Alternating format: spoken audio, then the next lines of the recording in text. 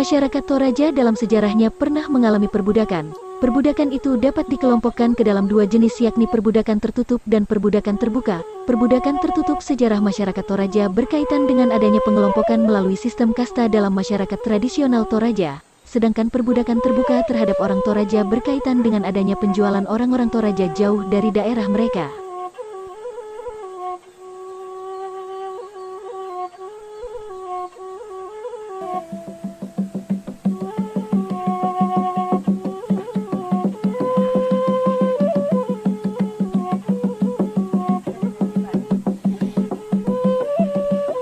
Sistem kasta atau tanah dalam masyarakat Toraja tersebut terdiri dari 4 golongan, yakni tanah bulaan atau bangsawan tinggi, tanah basi atau bangsawan menengah, tanah karurung atau rakyat kebanyakan, dan tanah kua-kua atau lapisan hamba budak.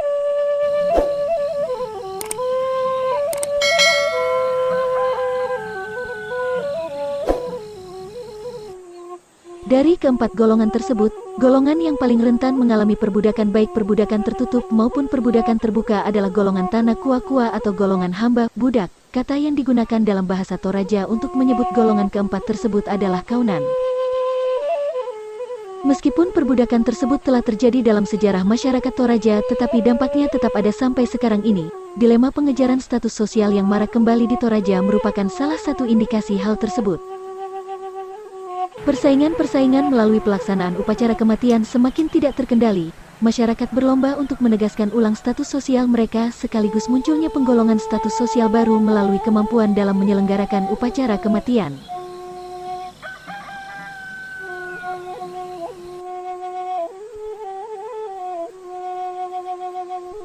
Mitos masyarakat Toraja yang menceritakan bagaimana asal-usul pemisahan antara orang merdeka dengan yang bukan dikisahkan melalui Pas Somba Tedong.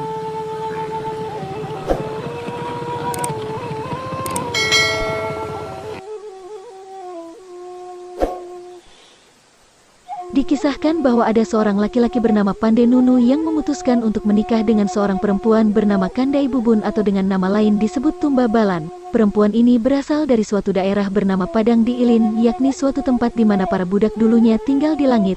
Ia menggunakan gelang yang terbuat dari tanah liat dan kakinya dihiasi dengan gelang-gelang yang terbuat dari semacam campuran logam. Ini memperlihatkan bahwa ia mengingkari kenyataan dirinya sebagai seorang budak karena para budak perempuan dilarang menggunakan perhiasan semacam itu.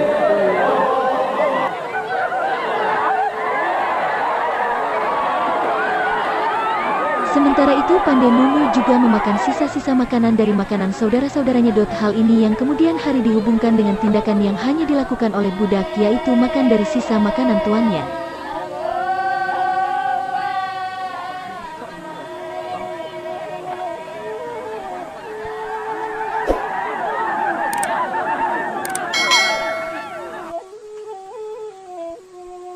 Kisah tersebut tidak memberi penjelasan mengenai bagaimana perbudakan terjadi. Perbudakan sudah ada sejak dari dahulu, bahkan di dunia yang ada di langit. Tidak ada penjelasan mengenai siapa yang pertama kali tinggal sebagai budak di Padang di Ilin. Pesan dari kisah tersebut adalah larangan untuk mengubah status dan penolakan terhadap perkawinan campuran.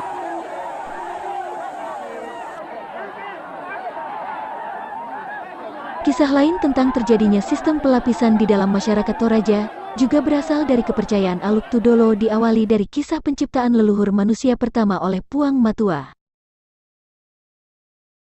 Menurun di langit, turun ke bumi atas seiring Puang Matua, bersama dengan beberapa teman dan pengikutnya menggunakan tangga pelangi dan tiba di suatu daratan bernama Pongko. Setelah manusia turun-temurun mendiami Pongko, perkembangan mereka menjadi berlipat kali ganda. Demikian pun dengan kebutuhan-kebutuhan mereka lahir dan batin, persaingan mencari rezeki yang semakin ketat mulai memunculkan kejahatan. Terjadi perebutan hak orang lain, seperti mengambil paksa bahan makanan, pakaian, dan harta benda orang lain, bahkan perampasan terhadap suami dan istri orang lain.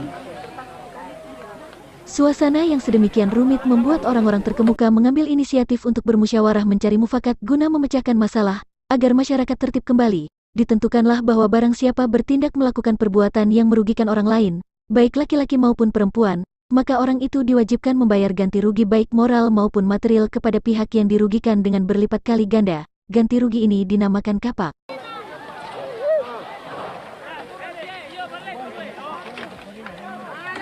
Setelah diberlakukan dalam masyarakat, maka diketahui bahwa ada anggota masyarakat yang mampu membayar lunas, ada yang setengah saja, ada yang sanggup seperempat saja, dan ada yang tidak mampu sama sekali. Sejak itulah masyarakat Pongkok diklasifikasikan ke dalam 4 tingkatan tanah atau kasta.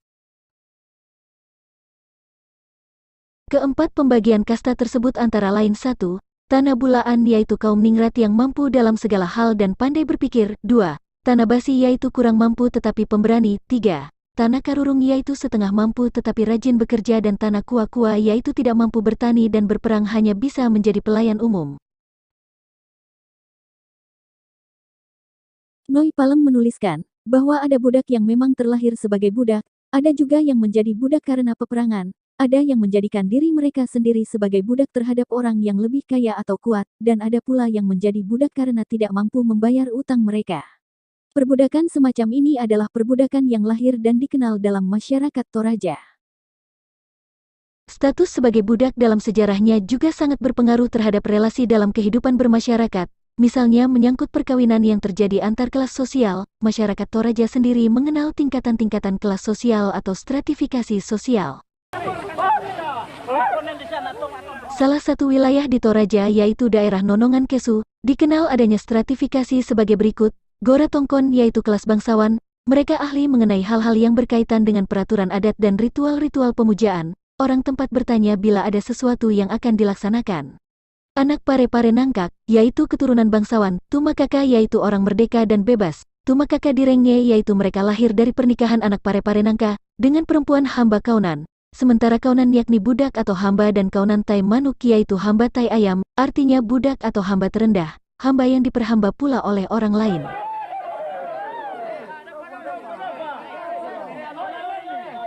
Sementara itu, di wilayah lainnya yakni Sanggala, dibagi menjadi 4 yaitu Puang Mas Sang, kelas tertinggi, bangsawan atau mereka yang disebut orang-orang berdarah putih, anak disese, mereka lahir dari pernikahan antara Puang Mas Sang dengan Tumakaka, sedangkan Tumakaka adalah orang-orang merdeka atau bebas, dan kaunan yaitu budak atau hamba termasuk di dalamnya adalah kaunan tai manuk.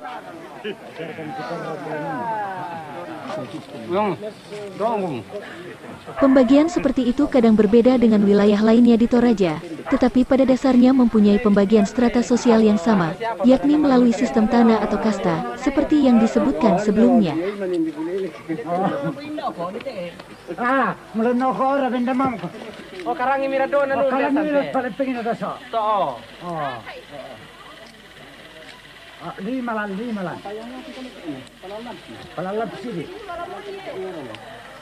Ya, di kolam akuarium.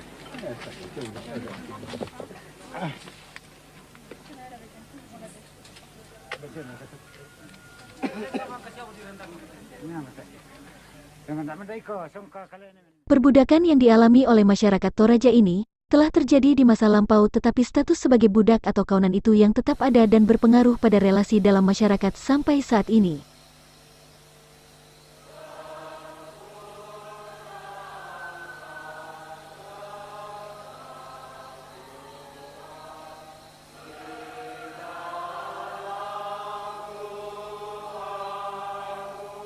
Pada abad ke-20, agama Kristen hadir di Toraja bersamaan dengan kedatangan penjajah Belanda di sana yakni sekitar tahun 1906. Jauh sebelum masa itu sebenarnya Belanda telah mengeluarkan perintah yang melarang perbudakan.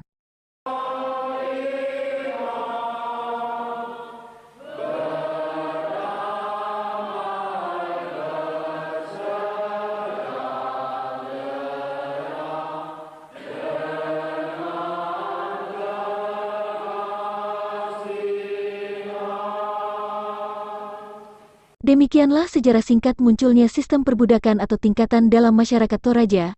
Dukung terus channel ini dengan subscribe agar kamu bisa mendapatkan info menarik lainnya.